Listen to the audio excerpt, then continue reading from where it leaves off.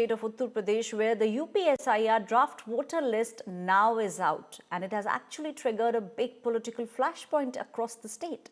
The draft voter list, which has been released by the Election Commission, now has deleted close to 2.89 crore voters from the list. Out of this total of almost 16 crore voters in the state, 12.55 crores they submitted the e-forms, the enumeration forms. The last date was the 26th of December.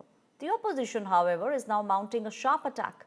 Congress leader has now termed this exercise as a big conspiracy, flagging cases where even verified family members and their names have been missing. Congress is saying that there should be a probe which should be conducted in the way in which SIR has been done.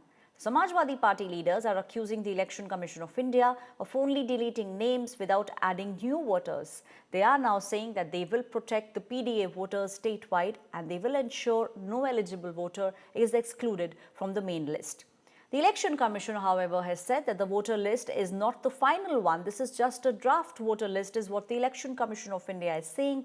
They are asserting that citizens can check the reasons why the deletions have happened directly on the official website. They are also stating that allegations made by the opposition parties are regardless and mass removals are not being done. जो नाम कटा है वो इसके बावजूद कटा है कि सारे डॉक्यूमेंट विधिवत रूप से जमा थे। इसके बावजूद कटा है कि 2003 की लिस्ट में नाम था हमारा। इसके बावजूद कटा है कि मेरे पेरेंट्स का नाम भी 2003 की लिस्ट में था और पिछले चुनाव की वोटर लिस्ट में भी था।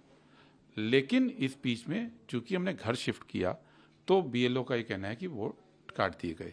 ये पूरा का पूरा सिस्टम इतना कॉम्प्लिकेटेड एसआईआर ने बनाया है, इसलिए हम एसआईआर का विरोध कर रहे हैं। एसआईआर का मकसद ये नहीं था कभी भी कि वोटर, जेन्युइन वोटर को एनलिस्ट किया जाए। एसआईआर का मकसद किसी न किसी बहाने से जो वोटर कट सकें उनको वोटरों को काटने का था। समाजवादी पार्टी के अध्यक्ष आदरणीय अखिलेश यादव जी ने पहले भी इस बात को उठाया था कि आप भले जो आधार है उसको डॉक्यूमेंट्स मत मानिए, लेकिन आधार से अगर वोटर लिस्ट को आप या वोटर कार्ड को आप लिंक कर देंगे तो फिर दूसरी जगह वोट डालने का कहीं भी अधिकार समाप्त हो जाएगा।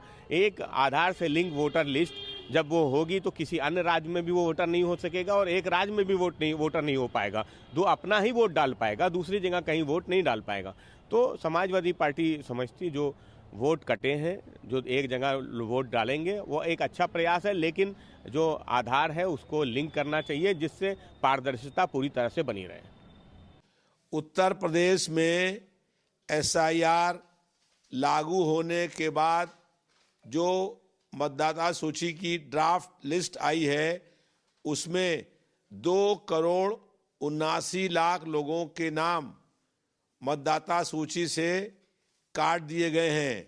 जो नाम काटे गए हैं उसके अलावा कोई भी नाम जोड़ा नहीं गया है।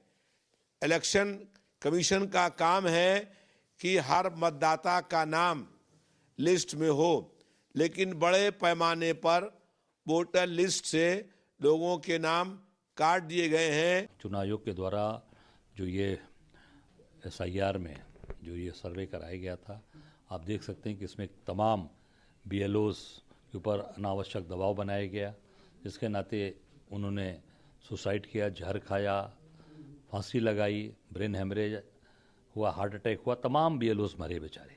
मुझे लगता है कि जो ये 2.89 करोड़ 89 करोड़ लोग जो कटे हैं नाम, इसमें निश्चित तौर से ये जांच का विषय है, इसको जांच करानी चाहिए। और इसमें जो 1 करोड़ 13 लाख फॉर्म जो बांटे गए थे वो वापस नहीं आए। मुझे लगता है कि ये एक बहुत